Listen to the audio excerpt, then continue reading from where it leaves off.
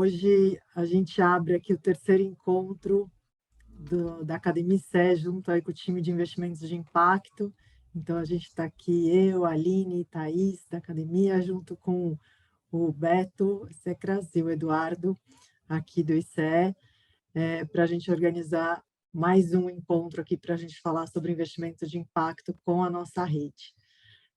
Hoje a gente está com 3 convidados especiais, um de casa, que é o professor Lauro, que faz parte da rede, está com a gente, mas é o nosso grande parceiro aí nessa agenda de investimento de impacto, e com 2 convidados muito queridos nossos, que já tiveram presentes em várias outras frentes aqui do ICE e às vezes do próprio programa Academia. Então, a Andréia Oliveira, da Positive Ventures, e o Gilberto, super conhecido como Giba, estou até vendo aqui que ele foi Giba, da Vox, também vencedor do Prêmio ICE da última edição. Vamos começar direto, vamos começar os trabalhos. Me dera apresentar os dois, mas eles dispensam a apresentação. Basicamente, Giba é da Vox. A Vox é a pioneira, o desbravador do mundo de investimento de impacto, do fundo de investimento de impacto, há mais de 10 anos aí na batalha. E a Andréia chegou um pouco depois, mas chegou chegando. A Positive hoje é uma referência de uma casa gestora de investimento de impacto. Então, não vou falar mais nada dos dois. Agora, cada um de vocês dois terá preciosos 5 minutos para falar quem são e o que fazem. Bom, eu sempre digo que a minha conexão com o impacto começou em um momento, num mestrado meu de economia, onde eu me deparei com o conceito de John Elkington, do tripé de economia, né, do retorno, do social e do ambiental, um pouco diferente do que a gente vê hoje de ESG. E acho que isso foi direcionando todas as esferas de decisão da minha vida, de trabalho, de consumo, de investimento. De alguma forma, eu queria hackear o sistema, e aí eu consegui chegar num formato de fazer isso com seriedade através da Positive Ventures, né? Então, a Positive Ventures, ela nasceu em 2016, com uma posição no Brasil e fora do Brasil, na Califórnia, com a ideia de investir aqui e na América Latina, mas muito tentando trazer inovação, tecnologia, investidores de fora que olham para essa região, fazer co-investimentos com players de fora que olham para o Brasil, ou com empresas que entendem que o Brasil é um mercado mais potencial delas, né, por razões muito óbvias. A gente tem uma biodiversidade muito grande, uma desigualdade, né, que ficou ainda mais evidente na pandemia, e todas as questões que a América Latina enfrenta. Então, eu tive muita sorte de ter a Vox, eles foram super inspiradores para a gente, tive várias conversas com o Daniel, eu adoro o Giba, adoro todo mundo lá, e então acho que a gente sempre consegue ir aprendendo com os nossos erros e acertos, né?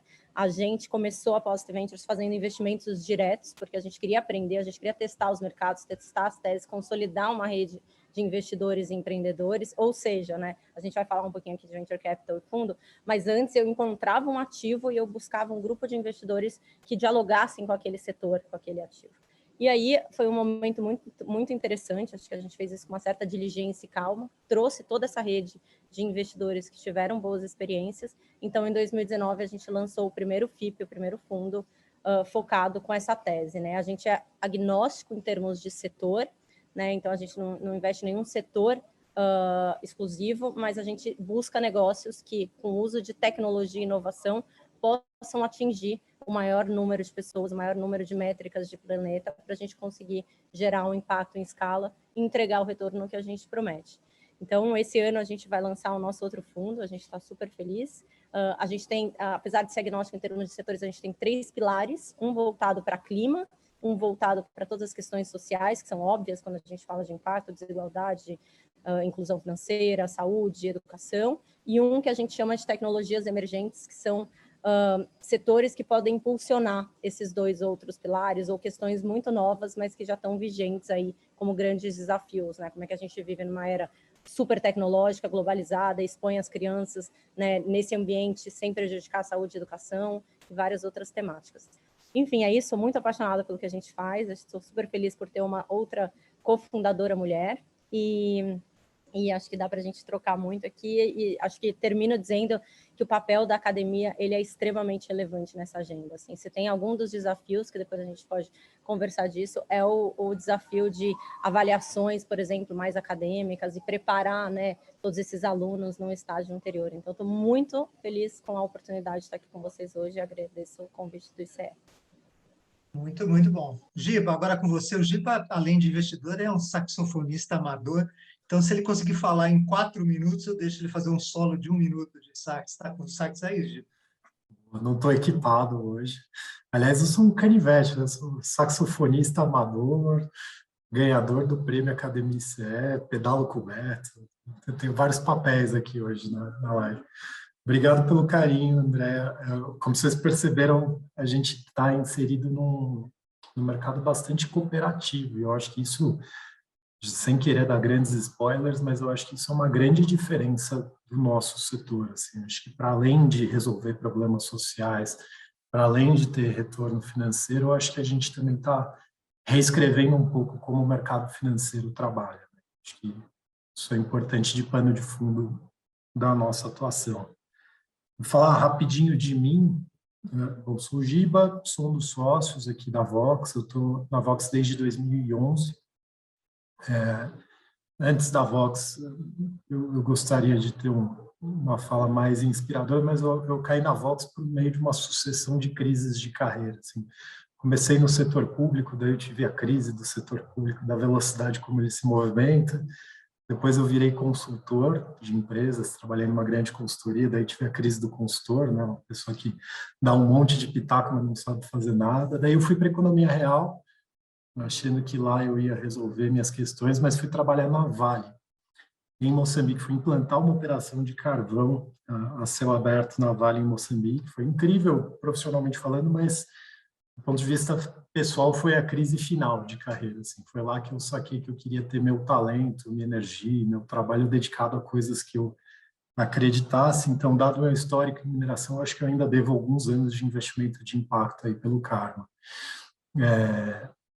Estou aqui desde 2011, eu basicamente sou o sócio responsável pelas estratégias de investimento. E aqui na Vox, né, Vox, como o Beto comentou, a gente foi pioneiro no Brasil, a gente começou em 2009, quando o conceito pouco se falava ainda no mundo, né? A primeira vez que alguém fala de investimento de impacto globalmente é 2007, então era um movimento que estava no começo aqui no Brasil. Basicamente não existia a figura do investidor de impacto, e eu acho que assim como a gente, né, como a Déia falou, que a gente bebe muito dos nossos pares, a gente se inspira, a gente deve bastante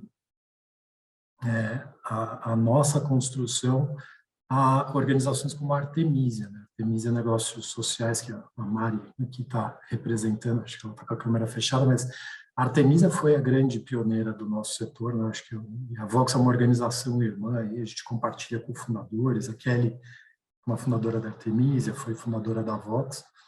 A Artemisia começa em 2004 trazendo esse conceito de negócio de impacto para o Brasil e, enfim, com o ecossistema se desenvolvendo e vindo de diferentes jornadas pessoais, a gente surge. A nossa tese central sempre foi investir na intersecção entre o que são grandes mercados, né? Então, mercados fortes, pujantes, onde a gente veja bastante movimentação de players privados da economia, por um lado, né? Então, basicamente, tamanhos de mercados relevantes para um investidor perseguir oportunidades, mas também problemas socioambientais relevantes, né? E muitas vezes essas duas coisas se interseccionam. A gente vem investindo desde 2009, foram mais de 60 negócios até agora, entre fundos e portfólios geridos pela Vox. Hoje a gente está com um pouco mais de 500 milhões de reais sob gestão, majoritariamente investidos em saúde, educação, inclusão financeira, que são os 3 grandes temas da nossa gênese, mas já começando a trabalhar pilares de clima, energia e alimentação sustentável. Então, tem bastante coisa emergindo no nosso portfólio. Quem quiser conhecer um pouquinho mais das teses de investimento da Vox, depois eu mando o link aqui no chat para não me estender muito além dos meus 5 minutos. E queria agradecer o ICE pelo convite, porque concordo que a academia é um lugar super importante. O que a gente está construindo aqui, eu, André e todos os participantes desse setor, é um pouco fronteira do conhecimento. Muitas das respostas, provavelmente, para as perguntas que vocês vão fazer, a gente não tem, a gente está construindo, e não tem nada mais legal para um pesquisador do que estar num campo de fronteira. Muito bom, Giba. Bom, gente, agora vou fazer algumas perguntinhas para eles e vou começar, André, com você. Uma pergunta que vai parecer super basicona, mas ela não é. Afinal, explica para a gente o que é um fundo o que é fundo de venture capital, FIP? Eu posso comprar aqui no supermercado, no Carrefour, o que é isso? Explica para a gente, para quem se dirige, o que é, dá um ABC do que é um fundo de longo prazo, enfim, dá uma explicada aí para a gente o que é isso. Por enquanto, eu vou explicar para vocês o que é Venture Capital. Acho que tem uma forma muito fácil de entender, que é entender o Venture Capital como uma classe de ativos, né, do mercado financeiro, que investe em negócios em estágio inicial, mas que tem o potencial de ser grandes companhias, né? Isso significa impacto em escala e altos retornos. Então, quando a gente, né, escolhe alguma classe, como investidores a gente escolhe alguma classe de ativos para investir, o Venture Capital ele costuma ser uma classe que a gente fala que tem um risco-retorno desproporcional, né? Ele pode ter um risco maior, porque são empresas, especialmente, né, no nosso estágio, que é early stage, em estágio mais inicial, e mas ele também pode ter um retorno desproporcional. Então, eu acho que é um pouco também, usando a lente de impacto, trazer para a solução de grandes desafios o capital privado, né, que complementa o governo e a filantropia, que são normalmente as soluções que a gente enxerga para isso. Então, para os investidores, né, que antes consideravam só essa lente de risco e retorno, eu acho que a lente de impacto é uma lente adicional. Não é porque a gente é um venture capital de impacto que a gente deixa de olhar outros critérios, né? Validando o que o Giba falou, a gente busca grandes mercados, times muito competentes, né? Teses muito sólidas, enfim, cada vez mais tentar entender também todas as questões econômicas, financeiras. Então, acho que sem ser oportunístico, e aí é a nossa visão aqui, tenho certeza que muitos daqui vão compartilhar com isso, eu acredito que a lente de impacto é uma lente que traz um diferencial competitivo positivo, né? Porque ela traz clareza. Quando a gente olha para os grandes desafios, né, a gente vai encontrar problema, a gente vai encontrar mercado, a gente vai encontrar consumidor. Então, além, né, de todo o impacto que a gente quer gerar, a lente de impacto ela é uma lente que traz nitidez de quais são as melhores oportunidades. E aí é um ganha-ganha para todo mundo, né? Acho que quanto mais retorno a gente entregar, mais capital de impacto a gente vai ter, mais impacto a gente vai gerar. Então, para mim, é muito óbvio, assim, eu brinco que a gente chama de investimento de impacto, investimento decisivo, investimento óbvio, né, num país e numa região onde isso se torna mais óbvio ainda. Bacana. E aí, o FIP, né, é o veículo de investimento do Brasil, né, regulado, CVM, enfim, aí depende um pouco quem vai ser esse investidor. Podem ser investidores profissionais, que normalmente têm restrições maiores, podem ser investidores qualificados, a gente pode levar isso a varejo. Eu acho que dialoga um pouquinho também de acordo com as estratégias e momento das casas. Legal, André. Mas hoje grande parte da indústria acaba sendo vendida porque a gente chama de investidor profissional, né, gente? O cara que tem 10 milhões de reais em investimentos financeiros. Então, ele é para poucos. Além disso, ele é um veículo que geralmente você tem que ficar nesse veículo no prazo de 5, 7, 10 anos, né? O usual é ser 10 anos. Então, é um veículo, né, para pouquíssimas pessoas. Giba, se eu quiser ser um investidor de impacto, eu não quero ficar 10 anos num produto, preso num produto, e eu não tenho 10 milhões de reais na minha conta, na conta do Itaú em investimentos. O que eu faço? Tem alternativa para mim? Não. Vou dar um passo para trás nessa pergunta antes de falar se tem ou não alternativa e falar um pouco de como o mercado evoluiu. Assim, o setor, né, o termo investimento de impacto é de 2007, mas o bicho começou a pegar mesmo quando o JP Morgan publicou um relatório que chamava Investimentos de Impacto de uma Classe Emergente de Ativos, um relatório de 2010. Ele falava, a Yasemin, que hoje, né, a Yasemin foi do JP Morgan Social Finance, depois ela foi para o Media Network, hoje ela está no CDC, que é uma espécie de BNDES do governo britânico. Ela é autora do relatório e a turma tentava provar por A mais B ali que investimentos de impacto era uma caixinha segregada do mercado financeiro. Então, você como um investidor, se você estivesse montando sua teoria de portfólio ideal, você ia falar, vou botar X% em renda fixa, Y% em renda variável e tal, e um pouquinho em impacto. Quase mais de 10 anos agora, desde a publicação desse relatório, ninguém mais chama investimento de impacto de uma classe de ativo.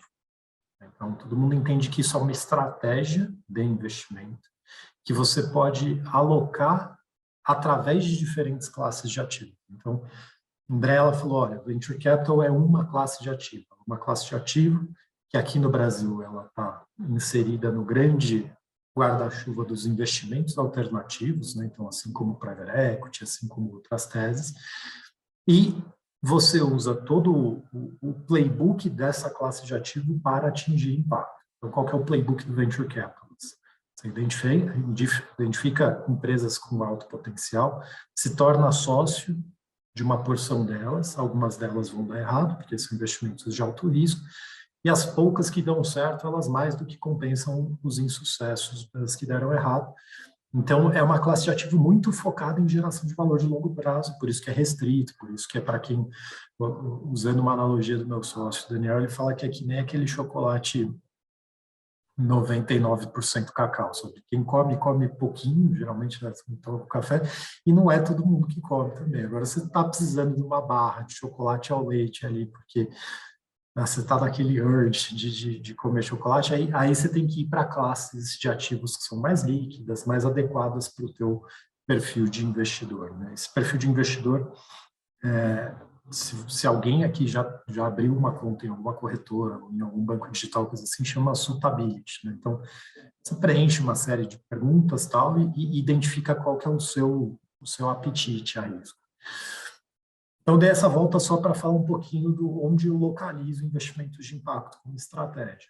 Então, assim como dá para fazer investimento de impacto através de Venture Capital, né, e hoje é majoritariamente onde está o dinheiro sob gestão da Vox, o que a gente vê globalmente é que você tem ativos sob gestão espalhados sobre praticamente todas as classes de investimento, né? Então, quase 20% da indústria global no último levantamento, né, o mais recente que tem é um pouco antigo, é do GIN de 2019, quando eles calcularam lá pouco mais de 700 bilhões de dólares de ativos sob gestão, eles falam, olha, tem quase 20% disso que são ações, tem 20 e poucos % que são de dívida, né, instrumentos de renda fixa, acho que 17 ou 20% é private equity, venture capital, tem muita gente fazendo isso através do que eles chamam de real assets, né, então, ativos imobiliários, ativos florestais, e essa é uma tendência que está chegando aos poucos no Brasil. A Vox tem um fundo hoje de renda fixa em parceria com a Empírica Investimentos, que é um fundo de crédito, que ele não tem uma liquidez de 10 anos, ele tem uma liquidez de 120 dias. Ele não é para dar retornos desproporcionais, como é o caso do Venture Capital, 30%, 50% em dólar ao ano. Ele hoje está dando CDI mais 2, ele não tem uma aplicação mínima de 1 milhão, né, 10 milhões, como são os casos dos fundos que a gente tem, né, a gente Positive tem, ele tem uma aplicação mínima de R$5 mil. Ainda é um investimento para investidores qualificados, porque ele é feito através de fundos de direitos creditórios, né, que é dentro da renda fixa, uma classe mais estruturada de ativos, mas ele já é um fundo de prateleira em algumas plataformas, né, na Necton, no Vitrio, enfim, algumas casas. Então, a gente está vendo isso se aproximar do investidor comum. Hoje, no Brasil, se você quer fazer investimentos de impacto, você tem pouco dinheiro, ou você quer começar a tatear isso, quem tem feito trabalhos muito legais são, hoje, acho que 2 organizações principalmente, né, que são a Cital tem uma plataforma que chama empréstimocoletivo.net, e ela funciona por chamadas, né? Então, eles identificam negócios que precisam de crédito, estruturam chamadas para esses negócios e conectam investidores que querem fazer aportes de renda fixa nesses negócios. A última chamada foi para negócios dedicados à Amazônia. A Trey Investimentos também, né? Chama Trey Investindo com Causa, tem uma plataforma também semelhante, né? Esse esquema chama peer-to-peer. Então, é você investindo diretamente em um negócio, e a gente acha que com o tempo, né, dado o que aconteceu lá fora, isso vai começar a se popularizar cada vez mais aqui no Brasil. A Andrea já deu um pitaco, já deu um colorido aí sobre o que é, afinal, a diferença de você ser um gestor de um fundo, digamos, entre aspas, tradicional e um fundo de investimento de impacto, né? Eu queria ouvir um pouco dos dois. Tem alguma diferença, né? Tem gente que fala, putz, além de ter que ganhar dinheiro, ainda tem mais tem que garantir que esses caras vão gerar impacto e vão se manter gerando impacto. Fala do dia a dia de vocês, para podermos até começar pelo Giba.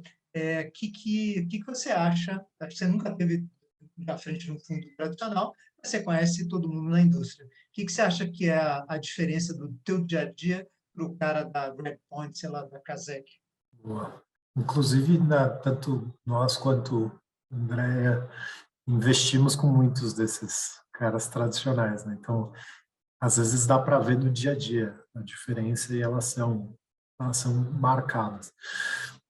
Assim, se tivesse que fazer um menu, não tem um checklistzinho que fala, pô, isso aqui te torna um investidor de impacto. Essa é um pouco a beleza também do que a gente faz. Tem diferentes abordagens.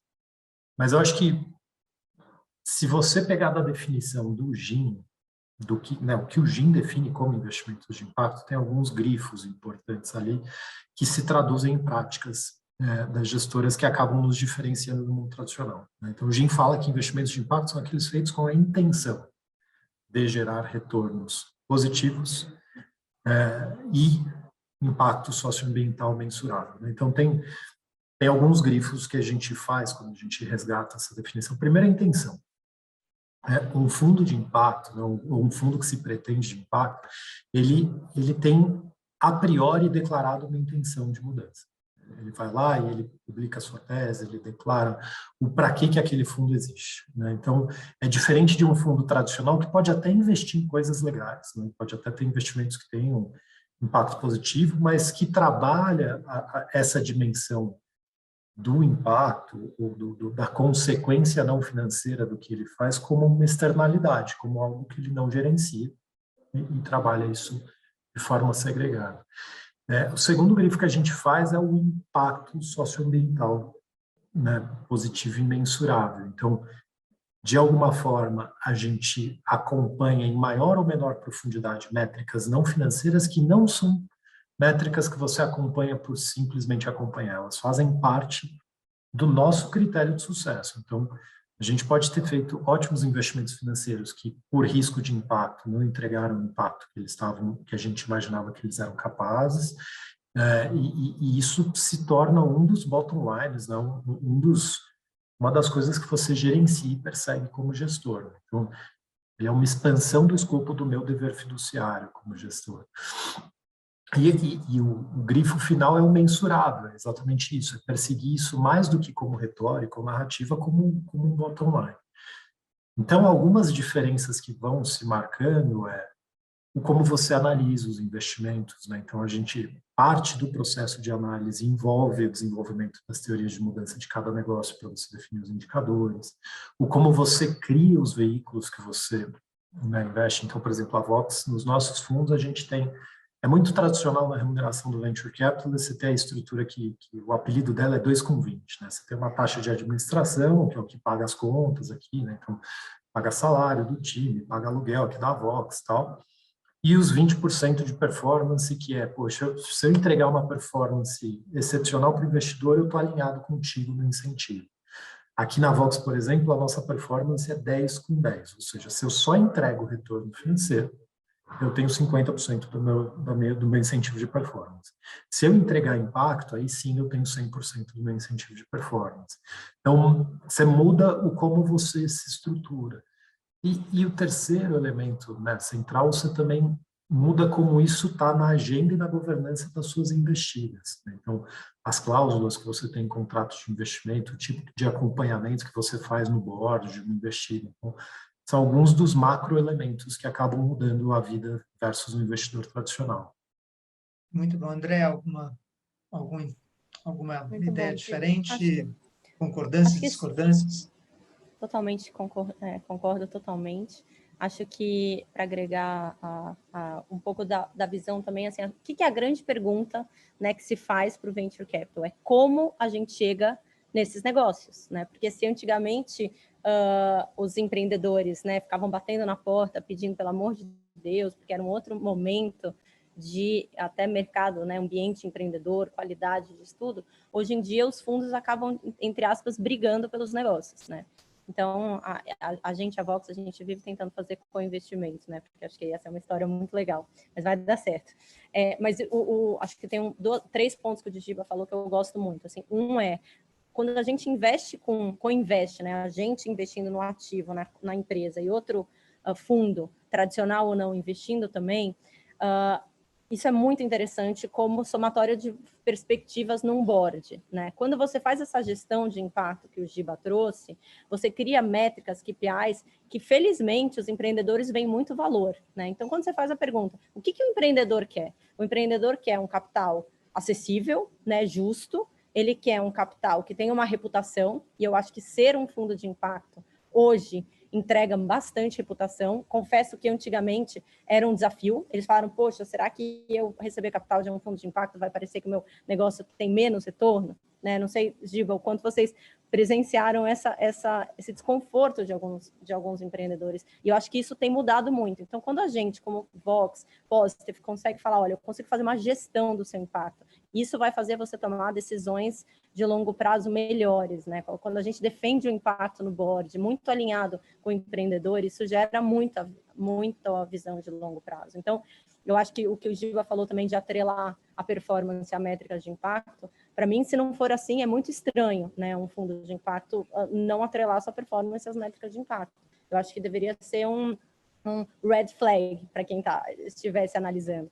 Então, a gente olha sempre o impacto interno como gestora, e aí tem várias ferramentas, sistema B, etc., muito para servir de exemplo, né, e ser autêntico. A gente olha o impacto de forma consolidada, né, quantas empresas estão na base da pirâmide, quantas empresas estão compensando carbono, enfim, um pouco esse olhar consolidado e, principalmente, o olhar para cada métrica de cada empresa, porque, no final das contas, são as empresas que estão gerando impacto, né? A gente está intermediando essas relações.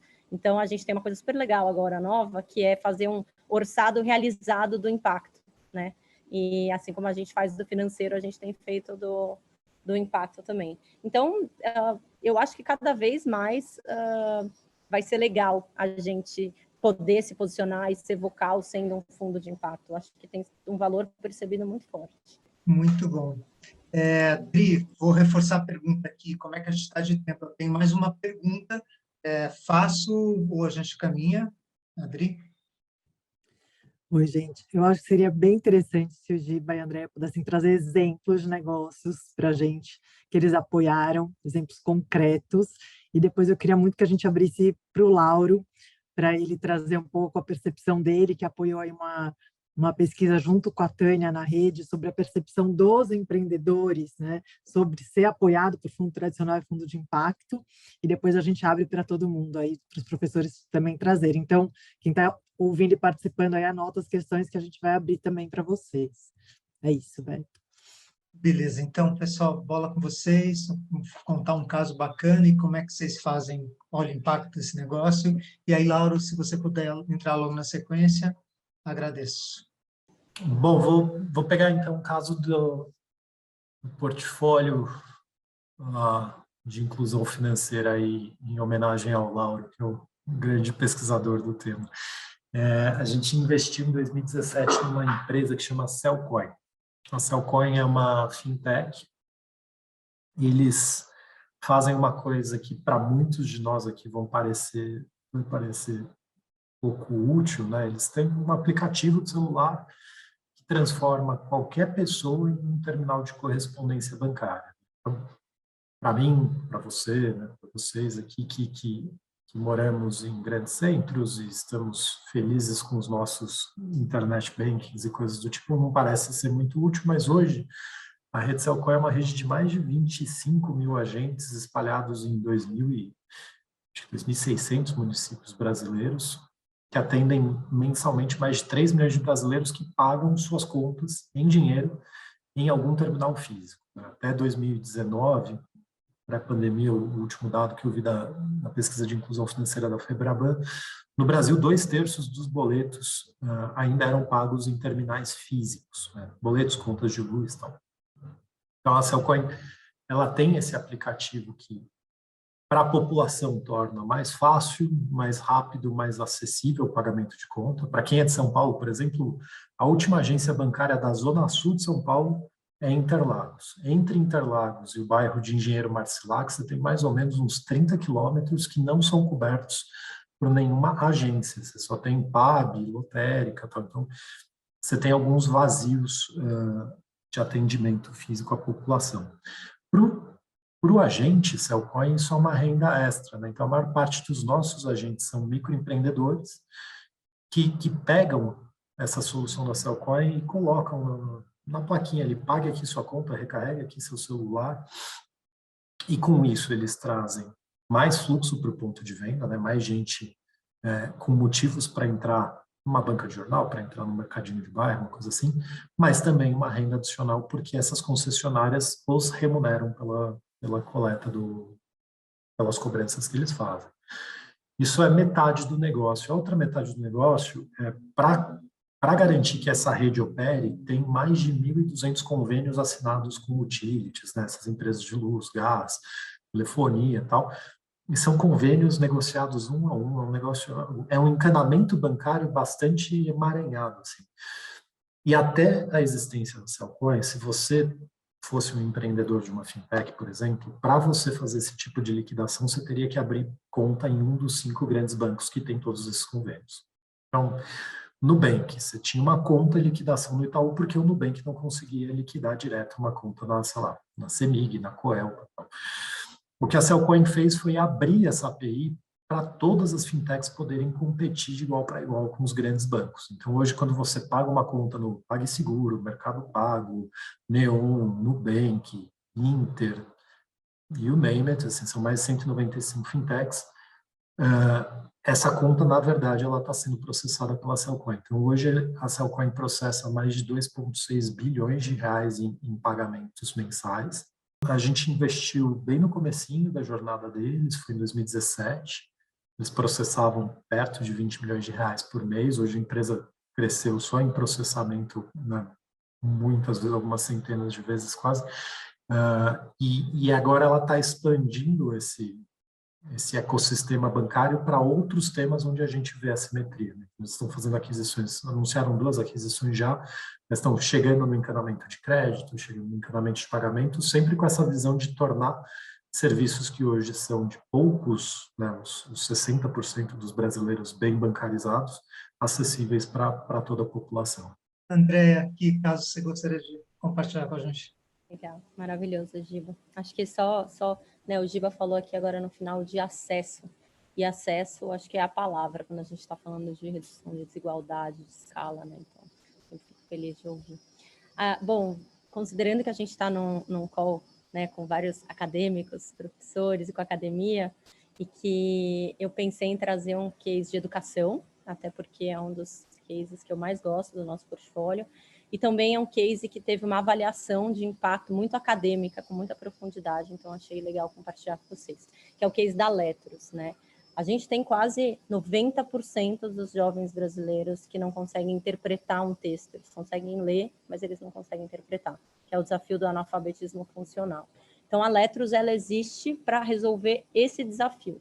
E como é que ela faz isso? Ela faz isso através de inteligência artificial, né? O aluno, ele se conecta na plataforma, ele escreve a redação em tempo real, ele tem devolutivas muito personalizadas, né, para o desafio que ele tem, porque pode ser que eu tenha um desafio de semântica, o Giba de pontuação, o Beto tem a dislexia, e é muito difícil, vocês que eu acho que colaboram com isso, para muitos professores, especialmente professores da rede pública, corrigirem, né, 150 redações fora do horário de trabalho, sem ser remunerado, e você lembrar, né, individualmente dos desafios de cada um desses alunos. Então, essa foi a primeira pergunta quando a gente foi analisar a Letros, se de certa forma ela não estava querendo, né, competir com os professores, porque não era a nossa intenção, e a gente conversando com os professores viu que muitos deles gostavam muito da solução. Esses assuntos são muito, eu diria assim, tem um problema de definição, né? Tanto é que a gente olha, tem um monte de acadêmico aqui, quando a gente olha na academia, Giba também tem um pezinho, digamos assim, na academia, pelo que eu sei,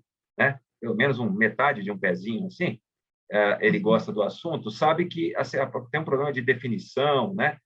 Assim, dos vários assuntos, impacto, ESG, finanças sustentáveis, a rede que o Eduardo Moura falou, que eu incentivo muito todo mundo que está aqui, os professores, a tentarem se engajar nesses seminários que o ICE está liderando, acho que retrata isso também, porque o nome, o Eduardo até falou, finanças sustentáveis, impacto, como é que fica isso? Eu estou falando tudo isso para dizer o seguinte, eu me considero, dentro dessa lógica, muito mais especialista em microfinanças e inclusão financeira do que em fundos de impacto. Realmente, eu estou assim, tenho muito a aprender sobre fundos de impacto, por isso que eu fico muito feliz em ter ouvido tudo que foi falado aqui. Bom, dito isso, eu quero, até anotei aqui para eu falar rápido e continuar no e-mail, duas perguntas. Assim, uma primeira pergunta, acho que mais geral, talvez outros queiram fazer, Giba, não sei se a Andréa já voltou, mas é o seguinte, que são, como aqui a gente tem a rede, né, Adriana, que são, para vocês, do ponto de vista de vocês que estão na ponta, eu tenho né, literalmente no século passado, tive uma vida em banco de investimento e consultoria também, então eu consigo até transitar razoavelmente, enfim, agora full-time acadêmico, mas consigo transitar. Então tem uma coisa fundamental para a pesquisa, que é o seguinte, o que é a pergunta de pesquisa? Do ponto de vista acadêmico, o Giba, que escreveu a dissertação, não sei se está escrevendo tese, sabe do que eu estou falando. Então, eu queria que vocês dissessem depois aqui para a gente, para esse público de acadêmicos, o que são perguntas, uma ou duas perguntas que vocês julgam, perguntas de pesquisa que vocês julgam importantes para nós da academia, de alguma maneira, né, não é muito boa essa palavra, mas endereçarmos, né?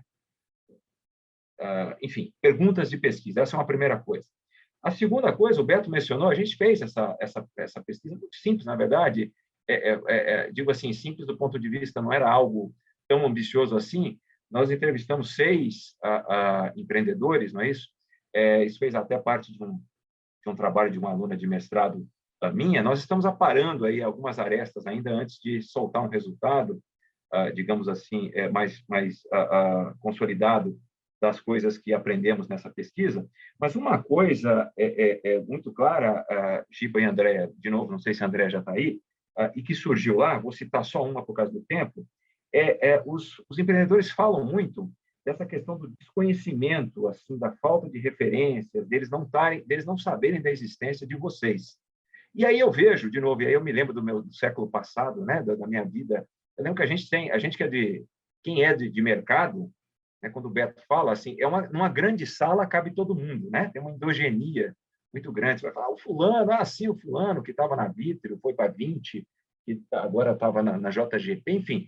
E tem um mundo, digamos assim, né? O mundo real, talvez até o mundo mais profundo desses empreendedores, que eles têm essa necessidade de chegar até vocês. Então, essa é uma coisa que apareceu nessa pesquisa, Giba e Andréa.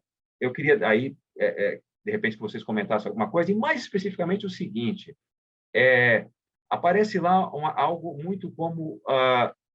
vocês entram já em negócios com um ticket médio que muitas vezes é um pouco superior àquele demandado pelos empreendedores.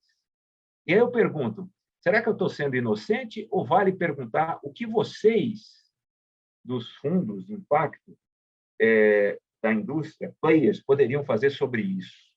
Há algo que vocês possam fazer sobre isso ou isso é algo que dentro da segmentação de mercado simplesmente cabe a outros players? Eu estava pensando nisso num debate, numa conversa até com a Adriana também. É isso, parei de falar aqui, muitíssimo obrigado. O Lauro perguntou um pouco de ticket, né? Às vezes os empreendedores eles têm uma leitura que a gente, de forma errônea, localiza no tamanho do cheque. Tá? O ICE o ICE patrocinou um livro organizado pela Graziela Comini, o Edgar Barque e o Haroldo Torres, que chama Negócios de Impacto Socioambiental no Brasil. Em um dos capítulos desse livro, no capítulo 9, fala um pouco sobre fontes de financiamento. Fazendo um jabá, que foi o capítulo que eu escrevi, mas nem sempre o que o empreendedor precisa é um sócio venture capitalist. Às vezes ele precisa de um instrumento mais adequado para o perfil de crescimento e para o perfil de risco dele. Pode ser um instrumento de dívida, pode ser um outro tipo de instrumento de equity, às vezes ele precisa de subvenção. Então, mais do que só o tamanho do cheque, a cor desse capital é tão importante quanto. Tá?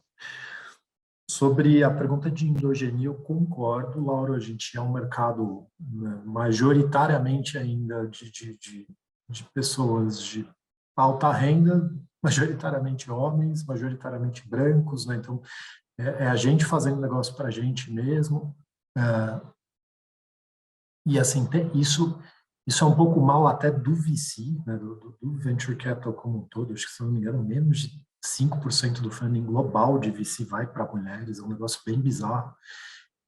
Eu acho que, aos poucos, a gente está vendo, pelo menos do lado do impacto, né, casas mais diversas surgindo, uma preocupação maior de olhar para temas que não são os temas só que a gente olha.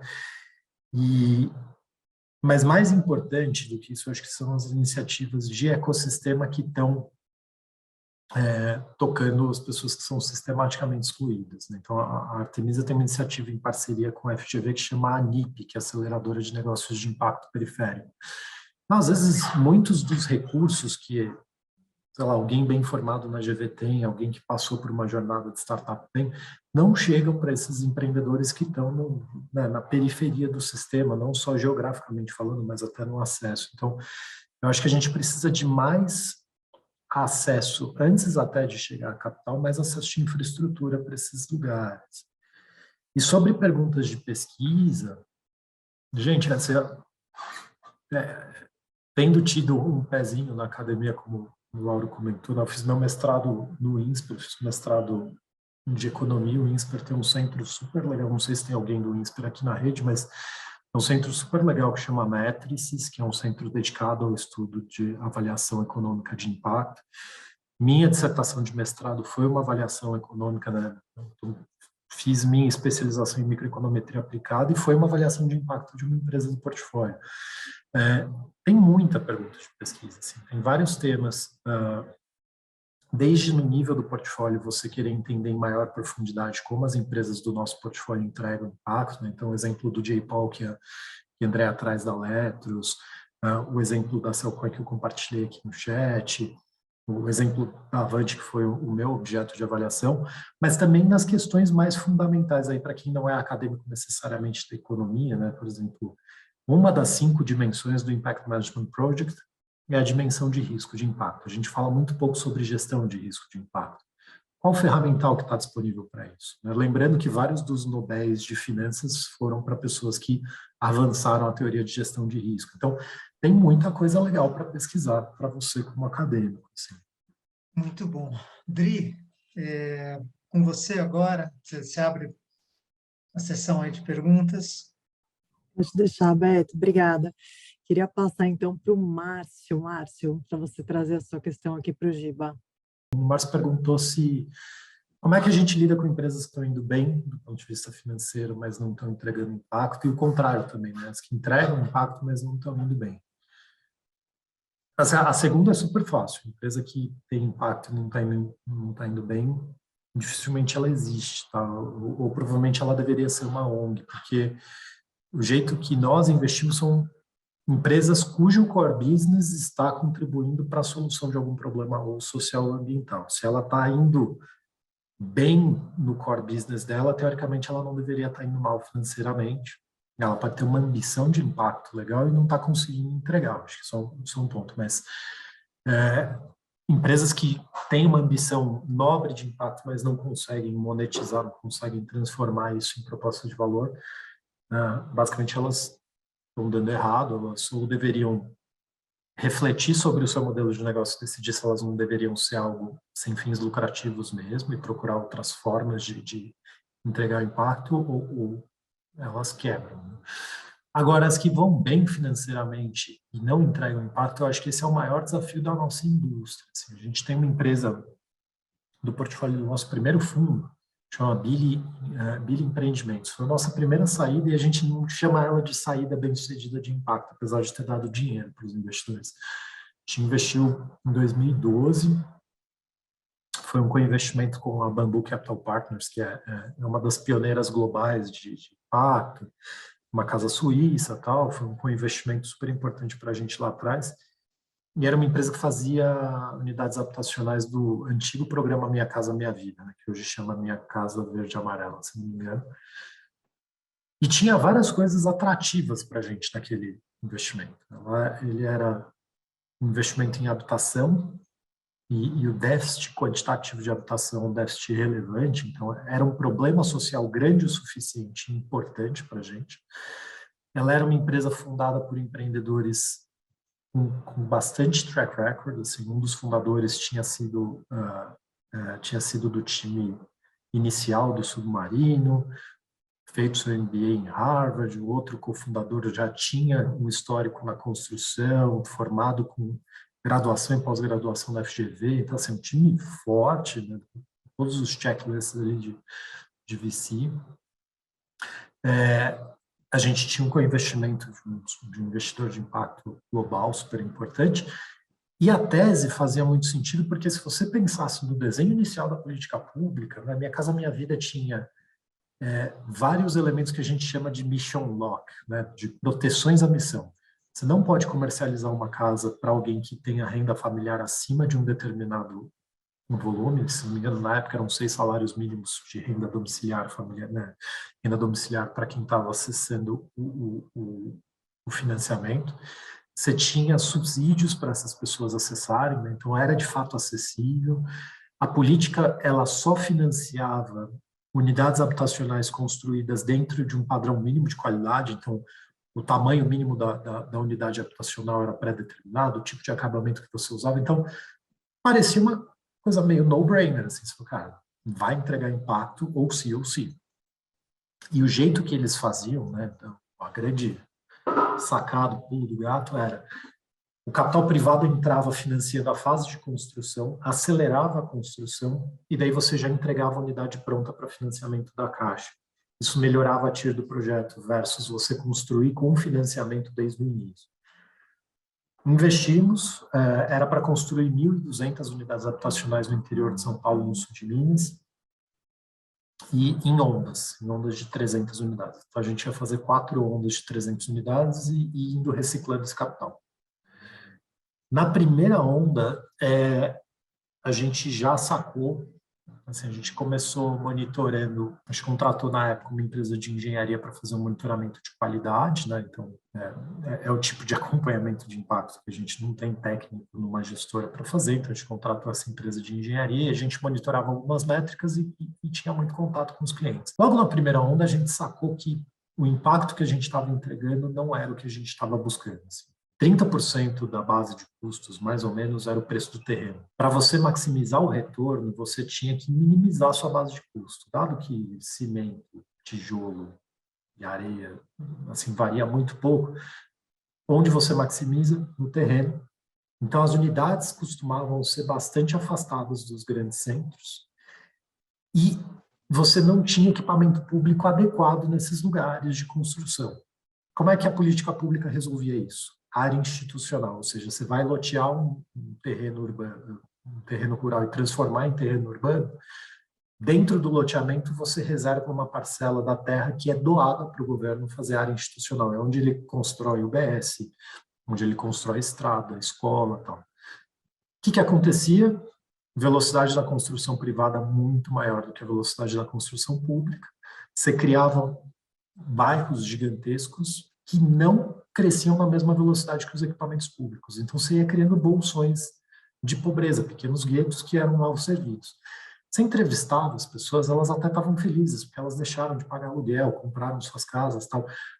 Mas, no longo prazo, o impacto urbano era muito nocivo. Você estava criando um tecido social bem mais frágil. Tal. A gente tomou a decisão, a gente chegou à conclusão. Na época, a gente até contratou uma avaliação de impacto, tal, a turma do IDES contribuiu. A Vox tomou a decisão de desinvestir. Gente, isso daqui não é o impacto que a gente quer. Comunicamos publicamente para os nossos investidores, falou, gente, ó, se a gente ficar até o final do projeto, vai dar muito mais dinheiro, mas assim, dá para sair agora sem destruir valor e sem continuar fomentando um impacto que o net vai ser negativo no longo prazo, na nossa visão. Foi super legal, porque o Comitê de Investimentos do Fundo e os cotistas, a gente tratou de uma forma aberta e a gente conseguiu desinvestir. Então, foi um projeto que teve TIR superior a 30% e a gente saiu antes do esperado. Então, a abordagem costuma ser essa, né?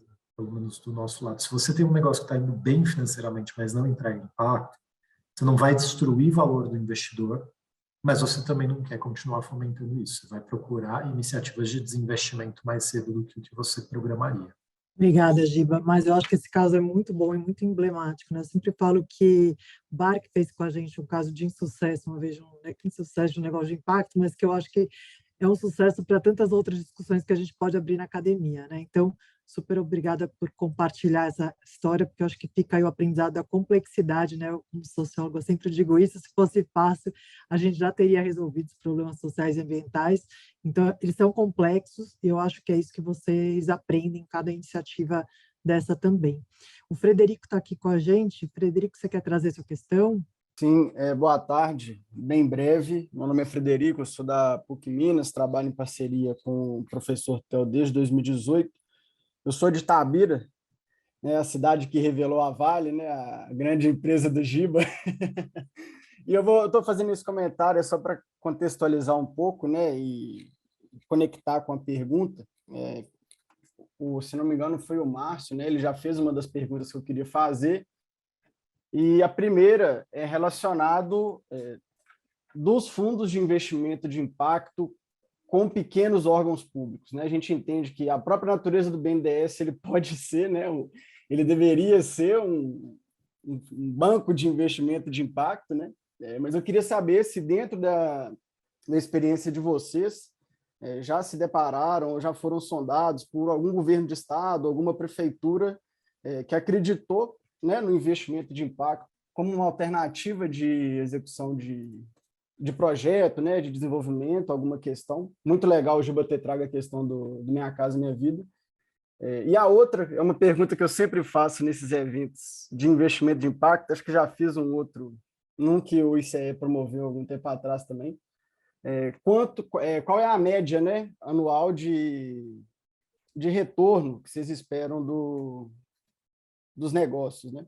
Eu sou um fã do mercado financeiro, né, mais no mercado de câmbio, e aí esse retorno anual sempre é uma métrica, né, que chama atenção, seja no câmbio, seja na Bovespa, e eu queria entender, da última vez me falaram 30%, né, 25% a 30% ao ano, e aí eu queria entender de vocês quanto vocês têm almejado e até quanto vocês acham que esse setor pode performar no ano. Muito obrigado.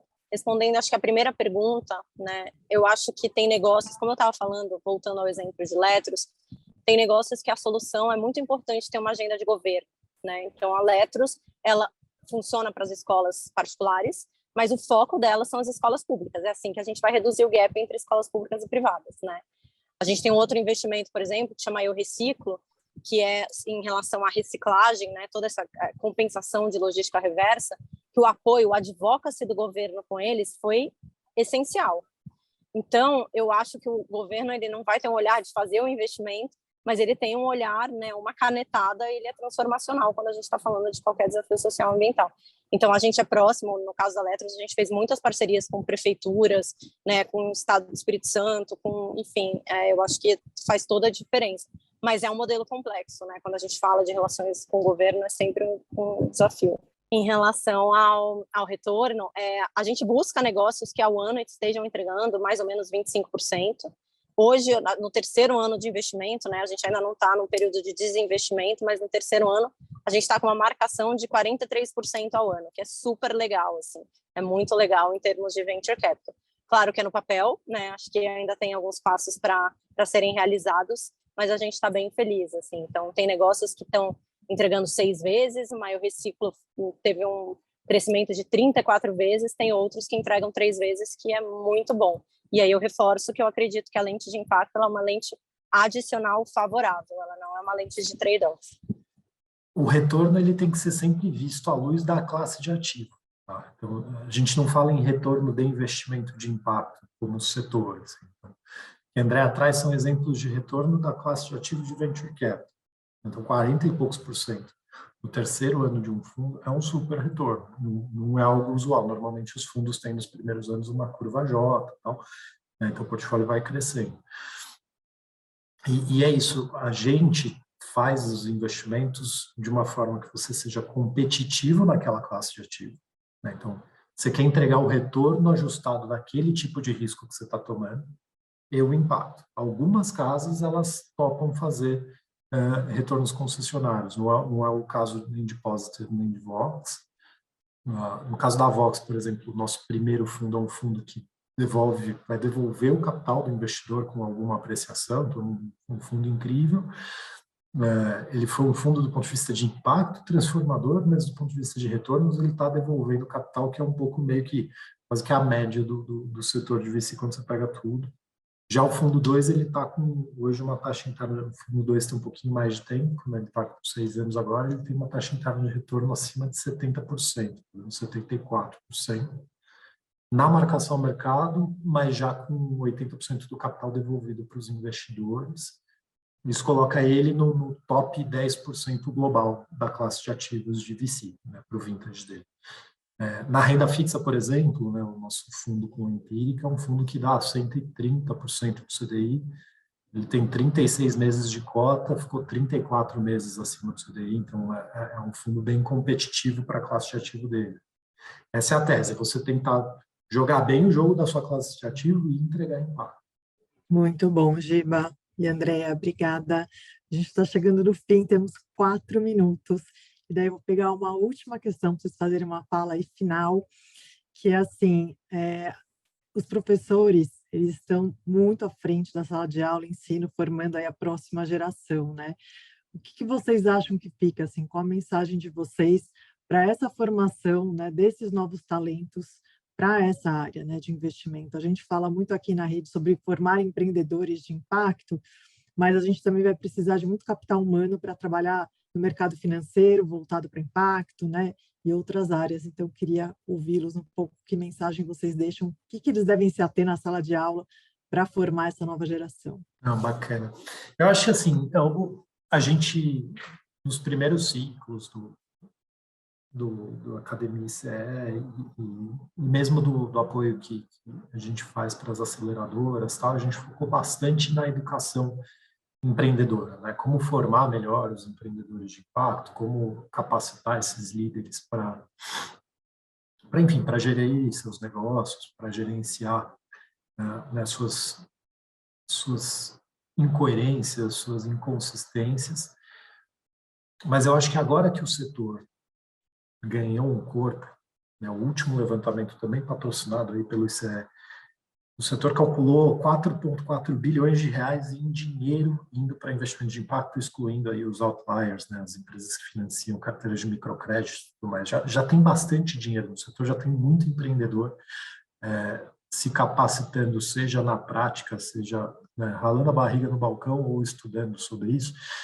Eu acho que a segunda onda que a gente precisa agora como sociedade é como é que a gente equipa esses negócios de um capital humano que está preparado para atuar no ambiente de incerteza que é natural de uma startup, que é natural de uma jornada empreendedora, né? Então, a gente aprende, né, na faculdade a gente tem aquela coisa de quebrar tudo em caixinha, tal, não sei o quê, então você eu fiz minha graduação em administração, eu devo ter feito umas 6 cadeiras de marketing, né? Então, você vai lá, tal, não sei o quê. Aí quando você vai para uma startup, você descobre que nada daquilo é o dia a dia. No fim do dia, o povo está discutindo growth hacking, está discutindo, enfim, outros termos que a gente não vê em lugar nenhum. Então, como é que a gente também ajuda a academia a aproximar o capital humano em formação do que são os desafios reais das empresas que eles vão poder estar a serviço depois, né? E isso não para... nota que isso não é uma visão utilitária de educação. A educação tem um papel fundamental na formação do caráter do ser humano, né? Então, eu tinha uma professora que eu acho que é até membro da rede, a Cavita, que ela falava que o papel da educação não é só te equipar de forma utilitária, mas também é expandir o jeito que você olha para um problema, né? Quando você é criança, você vê uma barata ou um cachorro, você fala bicho. Depois, quando você cresce um pouquinho, você descobre que o uau-uau é o uau-uau, a barata é o bicho. E daí depois você olha para um lobo e para um cachorro, você chama os dois de au-au. Daí você vai crescendo em complexidade como você interpreta a realidade conforme você vai evoluindo como um ser humano. A academia tem esse papel importante, mas eu acho que ao se conectar com a realidade, com os problemas do dia a dia, você também permite incursões mais profundas sobre quais são os novos grandes problemas de pesquisa, né, pegando aí emprestado uma fala do Lauro, que a gente vai ter que desvendar como sociedade. Então, eu acho que é nesse lugar que a conexão com a realidade, com o dia a dia do empreendedor pode ser transformadora para o negócio e para a academia. Obrigada, Giba.